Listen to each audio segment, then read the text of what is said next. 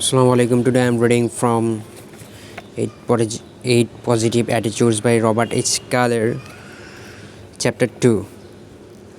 Positive Attitude 2. I'm really hurting, but I'm going to bounce back.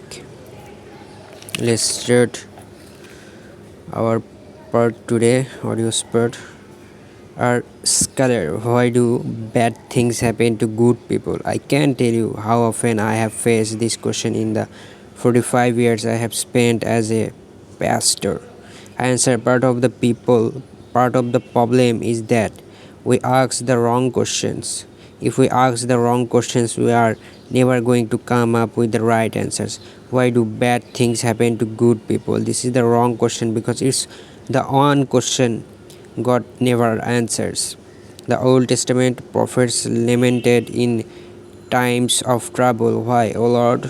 Always he remained silent to that question, even when Isa himself cried out from the cross, my God, why? Why didn't answer? God never answered the why because the person who asks why doesn't really want an explanation, he wants an argument. God refuses to be drawn into an argument. If God answered one why, we would come with another. There would be no end to it. If the wrong question is why do bad things happen to good people, then what is the right question? It is what happens to good people when bad things happen to them. It is what happens to good people when bad things happen to them. Jesus answers, Isa answered the question in the Beatitudes, in the second Beatitude, which is the subject of this chapter. The reality of tough situation is confronted head on. Jesus says, in essence, when bad things happen to good people, they are blessed, for they are comforted. Christianity isn't a Pollyanna religion. It doesn't claim that bad things won't happen to us. We are never told in the Old or New Testament that if we live a good life, we will never have any sickness or tragedy. However, we are promised in Isaiah 43, fear not, for I have redeemed you. I have called you by name. You are mine. When you pass through the waters, they shall not overwhelm you. When you walk through fire, you shall not be burned, and the flame shall not consume you, for I am the Lord your God. If God keeps his promises, then how does he comfort good people when bad things happen to them? As a pastor, I am in the specialist work of dealing with the hurt, the lonely, the suffering, the sick, the dying. For 35 years I have been trudging the soft green lawns of cemeteries with my arms around young wives, husbands, fathers, mothers, relatives, and other loved ones. I have watched cascades lowered, hundreds of them, tiny ones, medium sized, and large ones, draped in flowers and flags. I have seen people buried in graduation groans, pulpit groans, bridal races. Believe me, I am not blind to the reality of suffering. I have walked and wept my way through much human sorrow. No two sorrows are the same. No two sorrows are the same. A vast number and variety of human emotional experiences come under the general label sorrow. Mary, a friend of mine and a member of my congregation, shared these intimate feelings with me upon the death of her husband.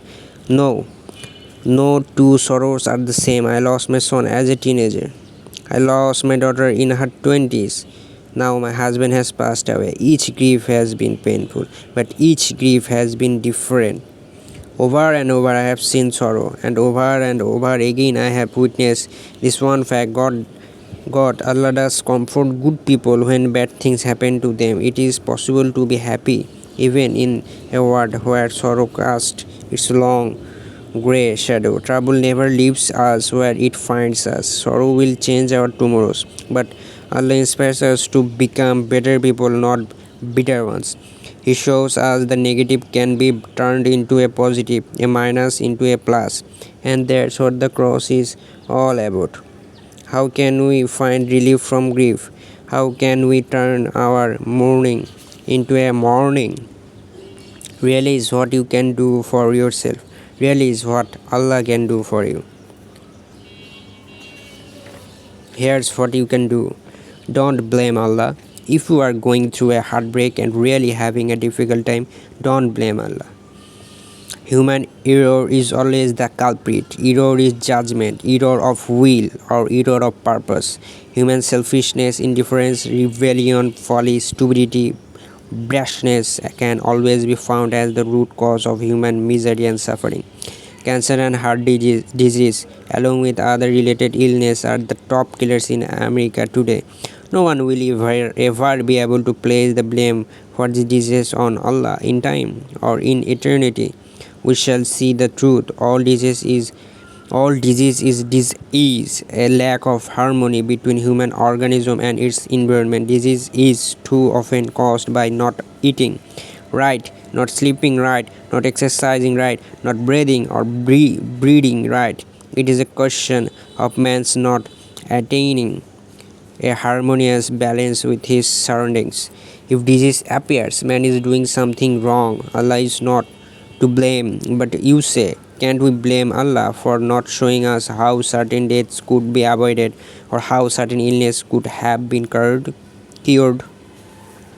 Think a moment. The real problem is not our ignorance, but our carelessness. Almost all disease, death, and sorrow is brought upon us not through lack of knowledge, but through lack of obedience to the light. Allah has given us through several different channels. God revealed the 10 commandments. He gave us these 10 laws to protect us from an alluring, tempting path that would ultimately lead only to sickness, sin, and sorrow. Following the 10 commandments will result in spiritual health, mental health, and physical health. Killing, lying, stealing, and adultery are bad for the health. Killing, lying, stealing, and adultery are bad for the health. Consider the current epidemic of venereal disease. Under the banner of sophistication and liberation, many of us tell Allah to go to hell. In so doing, we only send ourselves there. 2. God reveals secrets of health. He has given us throughout the Bible as well as through medical science guidelines for us to follow regarding our daily bodily habits of eating, drinking, sleeping, working, exercising. Yet it is true, some doctors still smoke and drink to excess.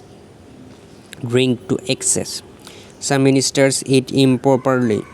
Some athletes fail to exercise often enough and generally overlook their physical well-being. Can we honestly and fairly accuse Allah for not giving us more insight into health when we blatantly disregard the knowledge He has revealed? God disclosed secrets of salvation from sin. We know that sorrow, separation, sickness, and disease are ultimately caused by sin. We know that much physical illness is caused by mental tension, stress, worry, anxiety, fear, and guilt. We also know that if we accept salvation and yield our minds and our hearts to the saving Spirit of Christ, our negative sins and emotions will be drawn out and healing of mind and body will begin. Yet many of us are still hesitant to give ourselves over completely to Christ. We reject God's salvation. Can we not then blame God for permitting people to be so selfish? Doesn't Allah have the power to control every person on earth, to force everyone to obey Him? Should we not blame Allah for creating man with the capacity to sin? Consider for a minute the dilemmas that Allah faced at the dawn of creation when Allah created humankind. His objective was to make a natural form of life that would be a reflection of His own non-material self. Thus, He chose to make man after His image, a decision-making creature capable of discernment, judgment, evaluation, choice, and decision. When Allah created such a person, He realized fully that this creature would have the power to decide against Allah. But let's look at the alternative. If He had designed a man who could never make a wrong decision. This creature would never be able to make a personal decision of his own. He would be nothing but a perfect, sinless, guiltless, error-free person. No machine. Yes, computer. Yes, human being. Never. Allah decided to take the greatest gamble of the ages to make an opinion forming, idea collecting, decision making creature. What he created was a potential sinner, but a potentially loving person as well. Here's a quote: what happens to good people when bad things happen to them? They become better people. Don't blame Allah for permitting sin. Thank Allah that He has never, in spite of our sins, taken our freedom from us, and with it our capability of becoming sincere, loving person. Don't blame Allah for the suffering in this world. Blame human beings for personally choosing the path leading to heartache and sorrow. Blame human beings for rejecting the divine truth when it was shown to them.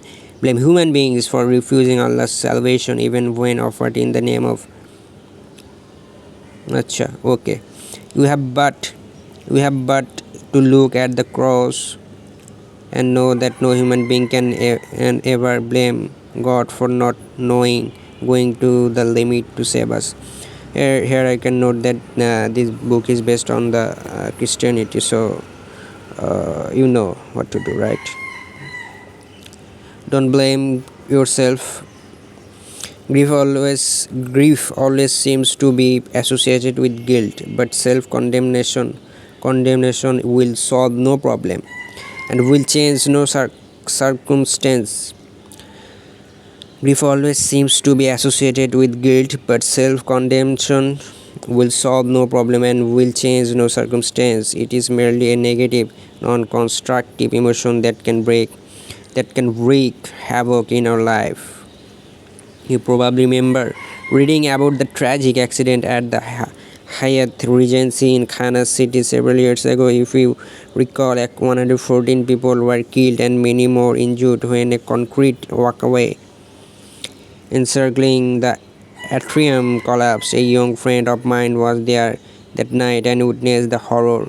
As she said to me later, Dr. Schuller, it was like being in a disaster movie. The only difference was that this was real. I wanted desperately for someone to take it back and fix it, put it back the way it was before. Of course, there was no way of undoing the damage. People all around my friend were dying. She wasn't trained in emergency procedures, so there was nothing that she could do. That feeling of helplessness, coupled with the horrific memories, nearly destroyed her. She explained, there was nothing I could do. I could get handkerchiefs all night, but it didn't bring people back. I went home that night and couldn't sleep. The guilt was overwhelming because I couldn't make them leave. Dozens were dying, and there was nothing I could do. I have been a Christian all my life, so I prayed and prayed that people would leave. They published in the paper a list of the names of the victims that were still hospitalized. Daily I prayed for them, but I just couldn't seem to overcome the guilt that came with my sense of helplessness, so I started to withdraw. I withdrew from friends that I would met before, and I didn't try to make new ones. People who know me will tell you that such behavior is really against my character. I held everything inside.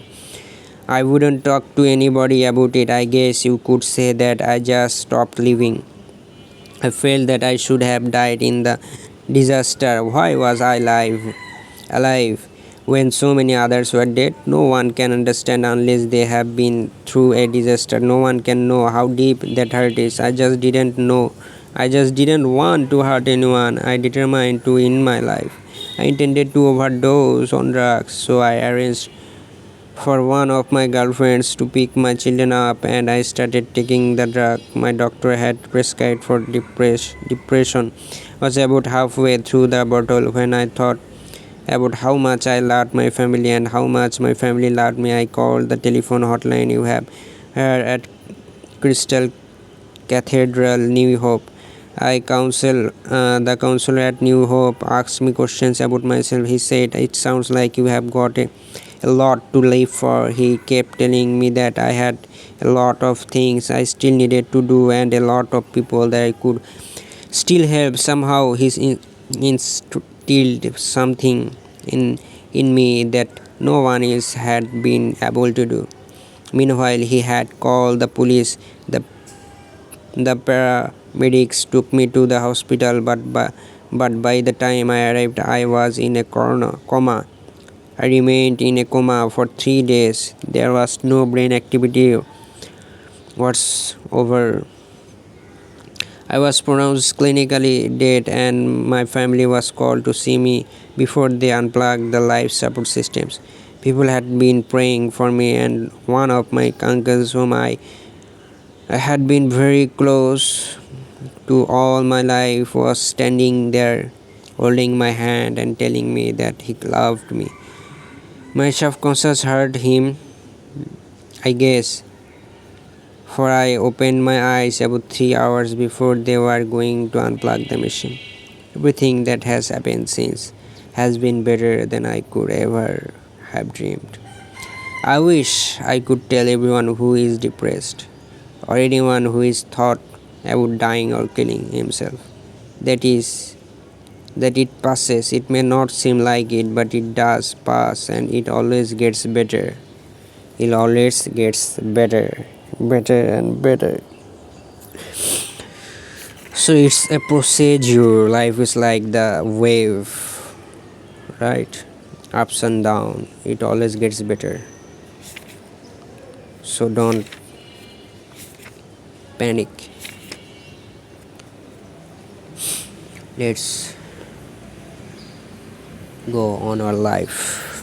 Thank you for listening this audio.